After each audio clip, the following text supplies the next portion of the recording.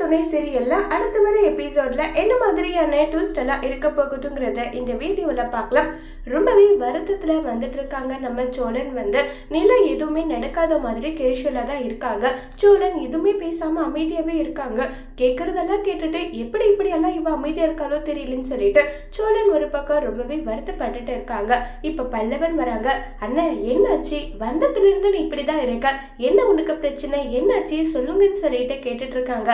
இதை கேட்ட உடனே உங்க எல்லாருக்கும் என்ன கவலை, என்னை பத்தி எந்த கவலையும் கிடையாது, என் வாழ்க்கை எப்படி போனாலும் அதை பத்தி மட்டும் என்ன நீங்க கவலைப்பட போறீங்களா, அப்புறமா எதுக்காக கேட்டுக்கிட்டு நல்லா சொல்லிக்கிட்டு இருக்காங்க.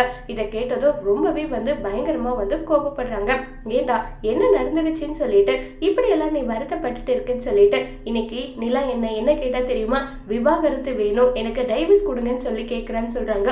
உடனே பல்லவன், அப்படின்னா நிலா நீ வீட்டை விட்டு போயிடுமா, உன்னுடைய அண்ணனுடைய தங்கச்சியும் அதே மாதிரி உன்னுடைய அண்ணியும் வீட்டை விட்டெல்லாம் வெளியே போக மாட்டாங்க, இதுக்கெல்லாம் நீ கவலைப்படாம இருடா நல்லா சொல்லிக்கிட்டே இருக்காங்க. உடனே ரொம்பவே வருத்தமா சேரன் ஏண்டா அவ கேக்குறானா அதுக்கு சொல்லிட்டு தயங்குறாங்க. அண்ணே போதுனே போதும், பிளீஸ் விட்டுடுனே, இதை நான் எப்படி பண்ணணும், என்னத்தை சரி பண்றதை நான் பாத்துக்கிறேன், இதுக்கு மேல இதை பத்தி பேச வேண்டாம்னு சொல்லிட்டு சோழன் ஒரு பக்கம் வருத்தப்பட்டுட்டு இருக்காங்க. அடுத்த நாள் காலையில நம்ம நிலா என் ஆபீஸ்ல வேலை பார்க்கறவங்க எல்லாம் வரேன்னு சொல்லியிருக்காங்கன்றாங்க. அதுக்கு என்னமா தாராளமா வரட்டும்னு சொல்லிட்டு இருக்காங்க. இப்ப சேரன் எல்லா ரூமையும் கிளீன் பண்ணிட்டு அவ்வளவு சுத்தமா வச்சுக்கிட்டு இருக்காங்க. உடனே சோழன் கேக்குறாங்க, அண்ணன் என்னாச்சு, யாரு வரப்போறா, எதுக்காக இப்படி பண்ணிட்டு இருக்கேன்னு சொல்லி கேட்டுட்டு இருக்காங்க. அதுதான் நிலா ஆபீஸ்ல வேலை பார்க்கறவங்க வரேன்னு சொன்னாங்கல்லடா, அதுக்காக தான் சொல்லிட்டு இருக்காங்க, பாரு மறந்துட்டேன்னு சொல்லிட்டு எல்லாம் இருக்காங்க.